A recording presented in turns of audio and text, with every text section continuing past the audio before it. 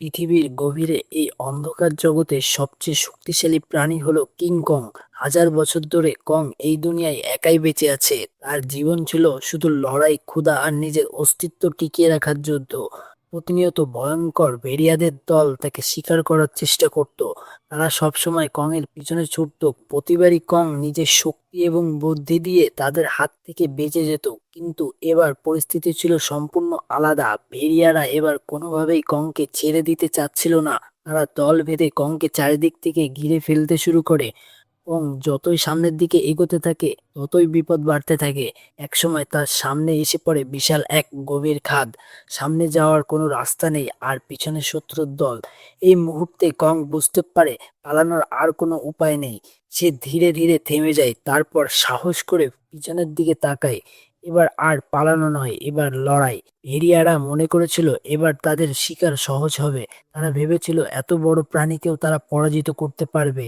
কিন্তু তারা জানতো না কং শুধু শক্তিশালী নয়, সে অনেক বুদ্ধিমানও। যখন একটি ভেড়িয়া কংয়ের উপর ঝাঁপিয়ে পড়ে তখনই কংয়ের তৈরি করা ফাঁদ সক্রিয় হয়ে যায়। মুহূর্তের মধ্যেই সেই ভেড়িয়াটি ফাঁদের মধ্যে আটকে যায়। এই সুযোগ কাজে লাগিয়ে কং পাশে থাকা একটি বিশাল গাছের অংশটি নিচে ফেলে দেয়। আর সঙ্গে সঙ্গে পাহাড়ের উপর থেকে বিশাল বিশাল পাথর নিচে গড়িয়ে পড়তে শুরু করে। ভয়ে ভেড়িয়াগুলো পালানোর চেষ্টা করে, কিন্তু তখন অনেক দেরি হয়ে গেছে। এক এক করে সেই পাথরের নিচে চাপা পড়ে যেতে থাকে সবাই। তবুও তারা হাল ছাড়ে না।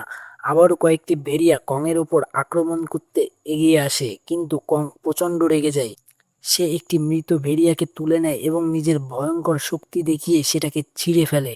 এই দৃশ্য দেখে বাকি ভেড়িয়াগুলো ভয় পেয়ে যায়। তারা বুঝতে পারে কংয়ের সঙ্গে লড়াই করা এত সহজ নয়।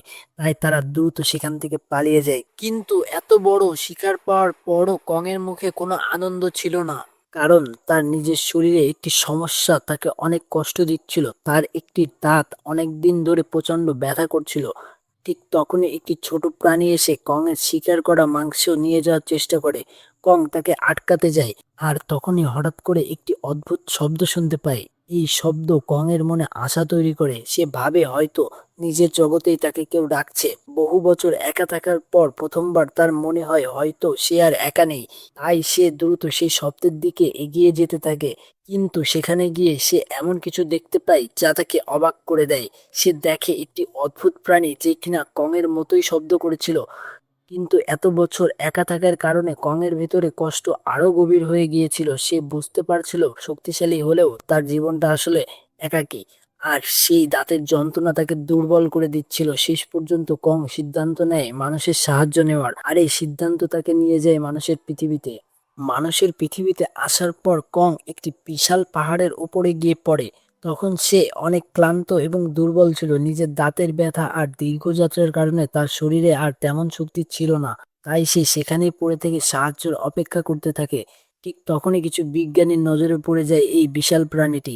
এত বড় এবং অজানা একটি প্রাণী আগে কখনো না দেখায় তারা অবাক হয়ে যায়, কিন্তু একই সঙ্গে তারা ভয়ও পেয়ে যায়। কারণ তারা জানতো না কং তাদের জন্য কতটা বিপজ্জনক হতে পারে। নিজেদের নিরাপত্তার কথা চিন্তা করে তারা সিদ্ধান্ত নেয় কংকে শান্ত করতে হবে। তারা কংয়ের শরীরে শক্তিশালী মাত্রার অ্যানাস্থেসিয়া প্রয়োগ করে। কিছুক্ষণের মধ্যেই কংয়ের চোখ বন্ধ হয়ে আসে।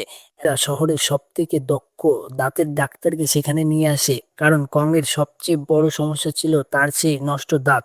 ডাক্তার একটি হেলিকপ্টারের মাধ্যমে সেখানে পৌঁছায়। তারপর অনেক শক্তিশালী চেইন এবং যন্ত্র ব্যবহার করে কংয়ের নষ্ট দাঁতের সঙ্গে সেটি আটকে দেয়। শুরু হয় বিশাল সেই অপারেশন। যখন দাঁতটি বের করা হচ্ছিল তখন কংয়ের মুখ থেকে ভয়ঙ্কর দুর্গন্ধ বের হতে থাকে, কিন্তু শেষ পর্যন্ত তারা সফল হয়। কংয়ের সেই পুরনো এবং নষ্ট দাঁতটি তুলে ফেলা হয়। তার জায়গায় বসানো হয় একটি শক্তিশালী টাইটেনিয়ামের দাঁত। কিছুক্ষণ পর যখন কংয়ের জ্ঞান ফিরে আসে তখন সে বুঝতে পারে শরীরে বড় পরিবর্তন এসেছে। তার পুরনো দুর্বল দাঁতের জায়গায় এখন রয়েছে নতুন শক্তিশালী দাঁত। এই নতুন দাঁত পাওয়ার পর কংয়ের আত্মবিশ্বাস অনেক বেড়ে যায়। তার মনে হতে থাকে এখন সে আরো অনেক শক্তিশালী। এখন তার সামনে আসা যে কোনো শত্রুর সঙ্গে সে লড়াই করতে পারবে। ঠিক তখনই বিজ্ঞানীদের ল্যাবে একটি রহস্যময় সিগন্যাল আসে। সিগন্যালটি আসছিল কংয়ের সে অজানা পৃথিবী থেকে। বিজ্ঞানীরা বুঝতে পারে সেখানে এমন কিছু রয়েছে যা এখনো মানুষের অজানা। এই রহস্যের সত্যতা খুঁজে বের করার জন্য তারা একটি বিশেষ রেস্কিউ টিম তৈরি করে। আর সেই মিশনে কংয়ের সঙ্গ নেওয়া হয়। তারা একটি বিশেষ স্পেসক্রাফট নিয়ে সেই পোর্টালের দিকে যাত্রা শুরু করে। এই পোর্টাল ছিল একমাত্র পথ যেটি তাদের আবারও কংয়ের সেই ভয়ঙ্কর দুনিয়ায় ফিরিয়ে নিয়ে যেতে পারে। যখন তারা পোর্টালের ভেতরে প্রবেশ করে তখন স্পেসক্রাফট খুব দ্রুত নিচের দিকে নামতে শুরু করে। মনে হচ্ছিল পৃথিবী থেকেও গভীর কোনো জায়গায় চলে যাচ্ছে। অল্প সময়ের মধ্যে তারা পৌঁছে যায় সেই রহস্যময় জগতে। নিজের জায়গায় ফিরে এসে কং দেখতে পাই তার খাবারগুলো কেউ চুরি করে নিয়ে গেছে। এটা দেখে সে রেগে যায়। সে নিজের কুড়াল কাঁধে তুলে নেয় এবং পাহাড়ের দিকে এগিয়ে যায়। পাহাড়ের উপরে উঠে নিচের দিকে তাকিয়ে সে দেখতে পায় একটা হালকা নীল আলো জ্বলছে।